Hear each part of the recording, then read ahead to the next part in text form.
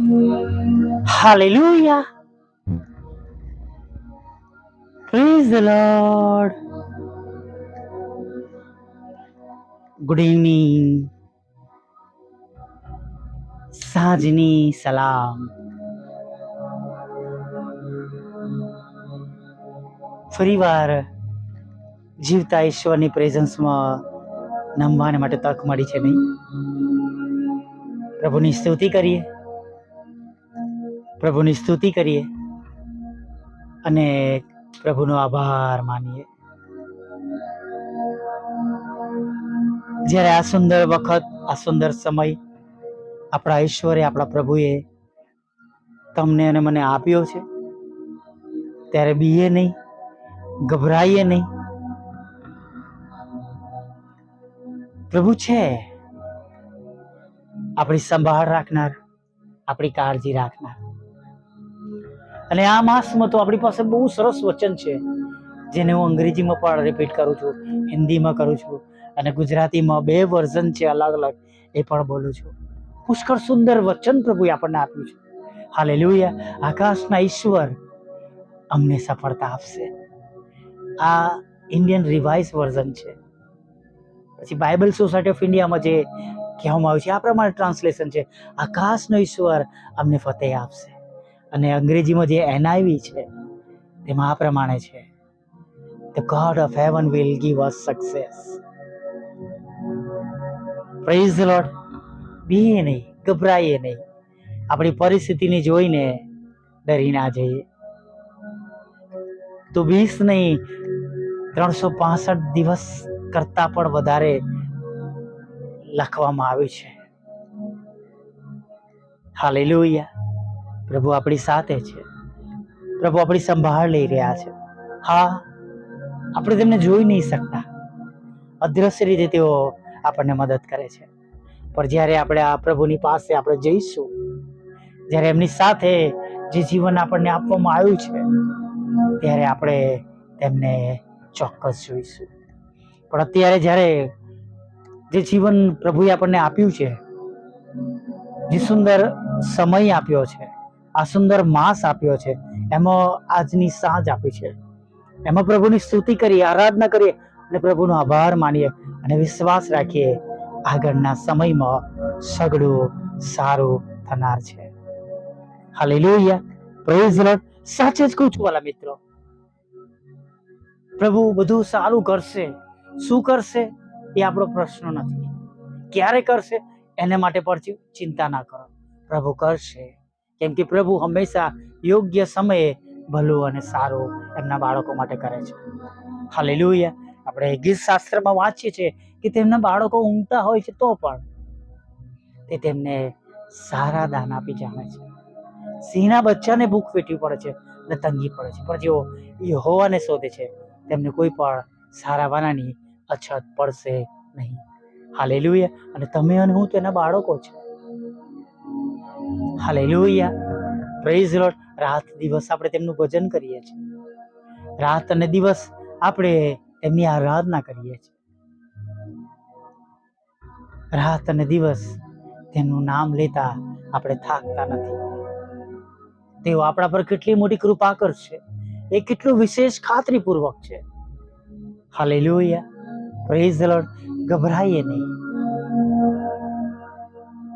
પ્રભુ છે, આપણા ઈશ્વર છે, આપણા પ્રભુ છે, આપણા પરમેશ્વર છે અને ખચિત તમને અને મને યોગ્ય સમયે તેઓ સહાય કરશે. હાલેલુયા. Praise the lord. હા, ઘણીવાર આપણને ગમે કે ના ગમે એવી પરિસ્થિતિમાં, એવી મુશ્કેલીઓ જાણે આપણો પીછો છોડતી નથી. આપણે ઈચ્છતા હોય કે આપણે શાંત રહીએ, શાંતિથી બેસીએ, શાંતિથી ઉઠીએ, પ્રભુમાં આનંદ કરીએ, પણ જ્યારે જેમ સેલ કહેવામાં છે ને, સેલમાં એક પર એક ફ્રી હોય, એમ મુશ્કેલીઓ ક્યાંકથી આપણો રસ્તો પૂછતી જાણે આપણી પાસે આવી જતી હોય. તો પણ બીએ નહીં, ગભરાય નહીં, કેમ કે તમે એનું કોઈ સામાન્ય નથી. તમે અને હું રાજમાન્ય યાજક વર્ગ છે, જાતિ છે. હાલેલુયા. પ્રભુ ઈસુના લોહીમાં ખરીદાયેલા છે. Praise the lord. અને માટે આપણા પર પ્રથમ અધિકાર આપણા ઈશ્વરનો છે. અને આપણે જ્યારે પ્રભુની આગળ નમી જઈશું તે આપણને બચાવશે. કોઈ મુશ્કેલીઓ, કોઈ દુઃખો, કોઈ ચિંતા, કોઈ પરેશાનીઓ આપણા ઈશ્વરથી મોટી નથી. અને એવી કોઈ બાબત નથી કે જેમાંથી આપણો ઈશ્વર, આપણો ઉદ્ધારક તારનાર આપણને બચાવી ના શકે. હાલેલુયા. પ્રભુ બધું બદલી નાખે છે. એક વખત એક રાજા બધી બહુ લડાઈ જીતેલો અને ઘણો માનવંતી રાજા હતો અને બહુ બહાદુર હતો. ને એક દિવસ એ ફરતો હતો અને એને જોયું કે એનો એક સિપાઈ એ ઝૂકું ખાતો હતો અને એને બોલાવીને બીજા દિવસે એને મોતની સજા ફરમાવી દીધી અને કહ્યું તારા ઘરે તારે મળવું હોય તો મળી આય. અરે એના ઘરે ગામ ગયો, ઘરે પપ્પાને ભેટ્યો, મમ્મીને ભેટ્યો, બહેનને કહ્યું. પછી એ લોકોએ પૂછ્યું કે શું થયું? કે પપ્પા મારો નોકરીનો વારો નહોતો, મારા મિત્રનો હતો, પણ મારો મિત્ર રસ્તા પર બીમાર થઈ ગયો હતો એટલે અમે બંને આવતા હતા. મેં એનો બધો સામાન લીધો હતો, એની ચાકરી કરતો હતો અને હું ખૂબ થાકેલો હતો ને એને બીમારીની હાલતમાં એને ડ્યુટી પર જવાનું હતું અને એની પરિસ્થિતિ એવી નથી કે 5 મિનિટ ઊભો રહી શકે, એટલે મેં એની જગ્યા લીધી અને હું જોબ પર ગયો. પણ આખો દિવસ, આખી રાત જાગેલો, સેવા કરેલી, સામાન બધો એનો ઉચકેલો, એટલે મને થોડી ઊંઘ જેવું સતાવતો તો ઝોકું આવી ગયું. બીજા દિવસે એ દીકરાને રાજાની હજુરમાં લઈને આવ્યા. સજા થવાની હતી. એની બહેને પરમિશન માંગી બોલવાને માટે રાજાની પાસે. રાજાએ તેને આપી અને રાજાને આખી વાત કરી કે મારો ભાઈ સાચે જ મરણને યોગ્ય નથી. હે રાજા, જો તો અમે આપ મારી વાત સાંભળો. અને આખી વાત કરી કે આ રીતનું આખું બન્યું હતું. રાજા ઊભા થઈ ગયા, ખુશ થયા. એમણે કહ્યું કે મારા રાજ્યમાં આવા સિપાહીઓ છે, આવા માણસો છે કે જે બીજાને મદદ કરનાર છે, બીજાને દયા કરનાર છે. Praise the lord. એની સજા એને માફ કરી અને એને એક સારું સ્થાન સિપાહીની ટુકડીમાં પૂરું પાડ્યું. એક જગતમાં રાજાને વિનંતી કરવામાં આવી અને એનું મન બદલાઈ ગયું ને સત્ય હકીકત કહેવામાં આવી. ત્યારે આપણે તો રાજાઓના રાજા અને પ્રભુઓના પ્રભુને આપણે અરજ કરીએ છીએ, વિનંતી કરીએ છીએ કે જે રાજાઓના મન પાણીના પ્રવાહની જેમ બદલી નાખે છે, એમ આપણે નીતિ વચનમાં વાંચીએ છીએ. હાલેલુયા. તો આપણે કેટલું વિશેષ હિંમતથી, પૂરા બળથી તેમના પર ભરોસો રાખીને આપણે આગળ વધવાનું છે. એક જગતનો રાજા જો વિનંતી સાંભળે છે તો આ તો આકાશ અને પૃથ્વીના કરતા છે. તેમના દીકરાના નામે વિનંતી કરીશું, તેઓ ખચિત સાંભળશે. વચન કે છે તેમના નામે આપણે જે કંઈ માંગીશું તે આપવામાં આવશે. હાલેલુયા. Praise the lord. આજે સાંજે ગભરાઈએ નહીં, હિંમત રાખીએ, વિશ્વાસ રાખીએ અને પ્રભુમાં આગળ વધીએ. હાલેલુયા. જે કંઈ તમારી પરિસ્થિતિ હશે એ પરિસ્થિતિમાં તમે ઈશ્વર તરફથી કૃપા થયેલી નક્કી જોવાના છો. આવો પ્રાર્થના કરીએ.